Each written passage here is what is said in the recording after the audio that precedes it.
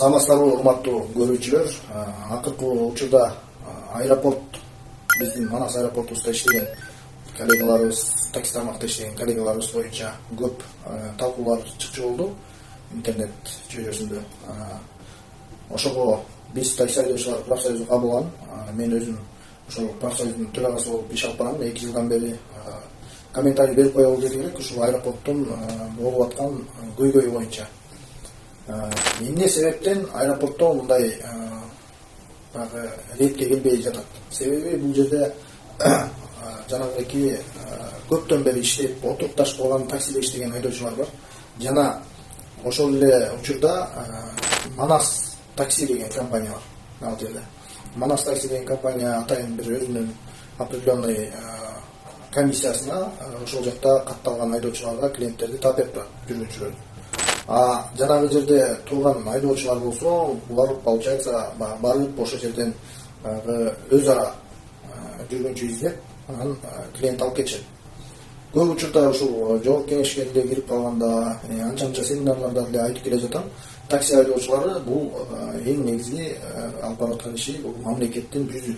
Себеби ар бир келген Кыргызстанга келген турист биздин биринчи ирет ушул таксиде иштеген коллегалар менен жолугуп Бишкек шаарына жеткенчекти 25-30 минутта баарлашып келишет.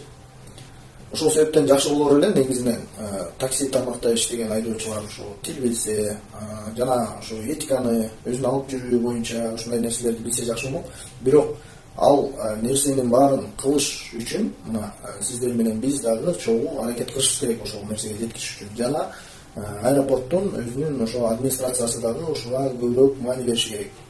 Себеби мынакей Бишкектен барган таксистер Бишкектен аэропортко клиент жеткиргенден кийин ал жакта отурушат, бывает 3 саат, 4 саат клиент күчөт, жалдырап турушат, заказ жок, жалаң жанагындай баягы чыкса эле баягы өзүңөр айтып аткандай таксиде эле жүрүп кетип атып баягы көпчүлүк айдоочулар ошо клиенти жок калгандыкка байланыштуу шаарга кайра калбашпай келип атышат. Ошол себептен ушундай түшүнбөстүктөр көп болуп атат. Себеби ал жакта жүргүнчү чыкса эле талаш башталат да. Келип алып тур деп. Анан бизде ушул медиаларда жанагы байкебиз көпме таксисттер, жапайы таксисттер деп айтып кетиптир. Бул чала журналист байкебиздин айткан сөздөрүнө туура эмес негизинен. Калган ошол айткан көйгөйлөрдүн баарына кошулабыз.